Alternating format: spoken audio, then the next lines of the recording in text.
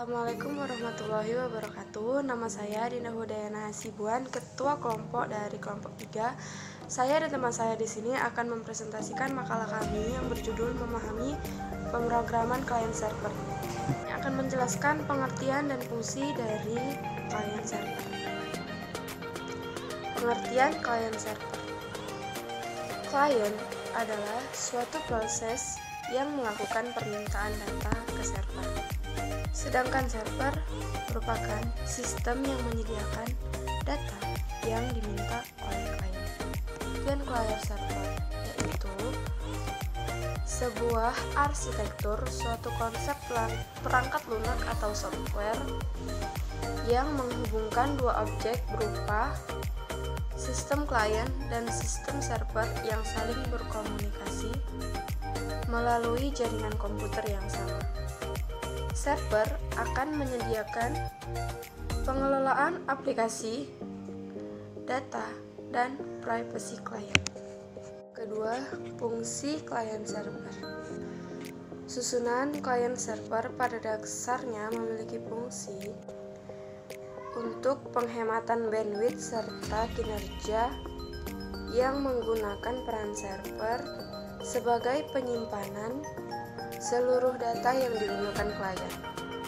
Fungsi dari client server adalah pengguna dapat membuat bisnisnya sendiri melalui laman web yang dibuat sebelumnya, sehingga klien dapat membagi dengan cepat untuk produk dan jasanya kepada user di seluruh dunia.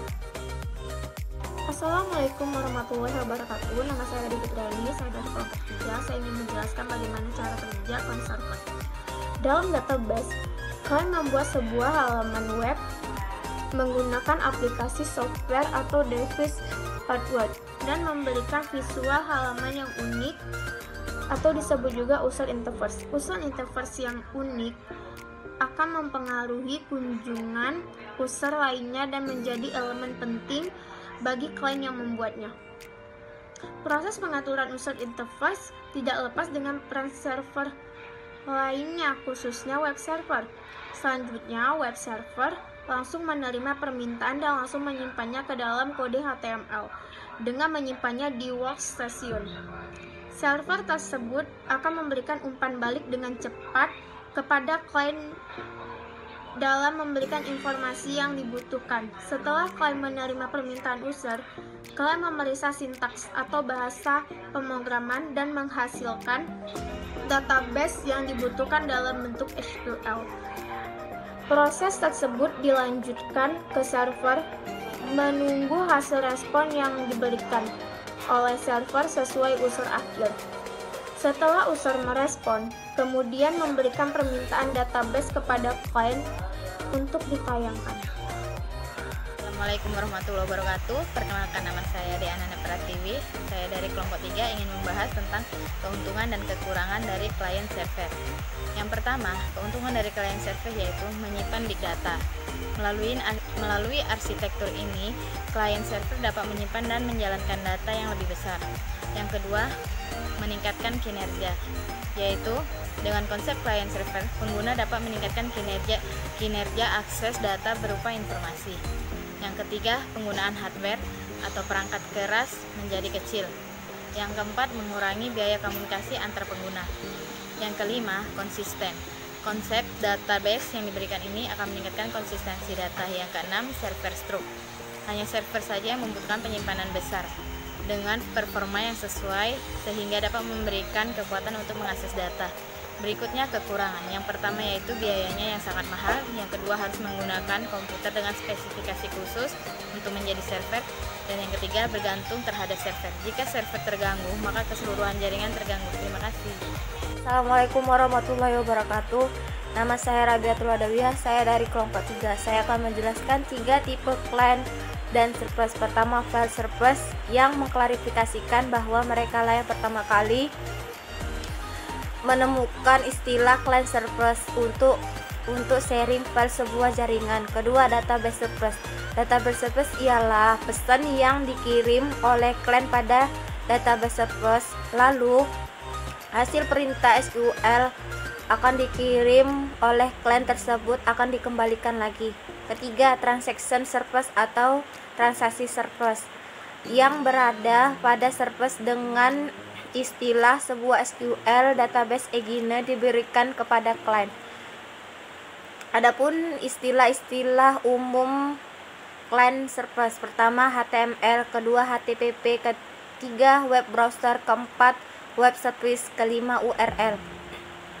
Penjelasan HTML. HTML adalah bahasa yang isinya berupa hypertext yang digunakan sebagai kode-kode yang bentuknya berupa file.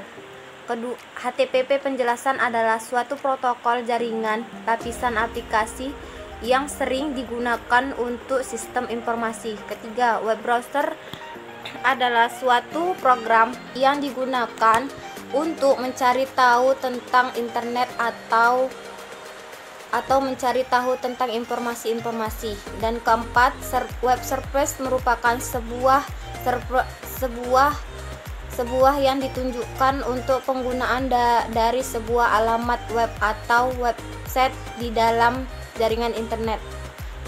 URL merupakan susunan suatu karakter format dengan standar tertentu yang digunakan untuk menunjukkan bahwa alamat suatu sumber seperti dokumen dan gambar di halaman web atau internet.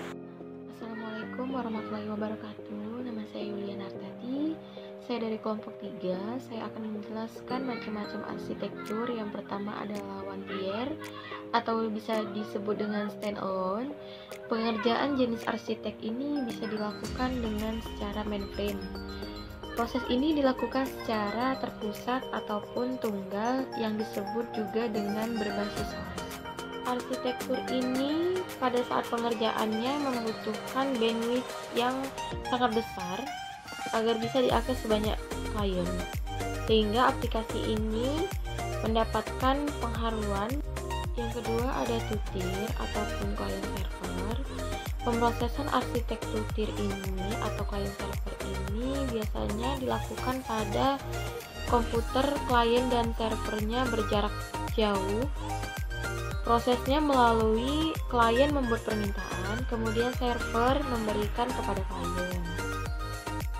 Yang ketiga ada three-tier. Arsitek ini merupakan pengembangan dari arsitektur two-tier dengan adanya aplikasi server. Aplikasi ini terdiri di antara klien dan database server yang berperan menjadi business proses layer itu sendiri. Yang keempat ada multi-tier. Multi-tier ini adalah metode yang terakhir yang memungkinkan aplikasi server bisa terhubung dengan aplikasi server yang lainnya. Kemampuan tersebut biar digunakan untuk mendapatkan data dari server lain sehingga bisa mensuplai service klien aplikasi. Jadi dapat disimpulkan pada macam-macam arsitektur ini bahwa klien server itu berfungsi mengatur user interface dan dapat menerima dan memeriksa sintaks yang diberikan oleh pengguna. Database menunggu respon dari server agar bisa mengirim balik kepada klien dan dapat diakses secara bersamaan. Recovery control juga diberikan fasilitas untuk database. Sekian presentasi dari kelompok 3. Jika ada kesalahan, kami memohon maaf. Terima kasih atas perhatian kalian semua. Assalamualaikum warahmatullahi wabarakatuh.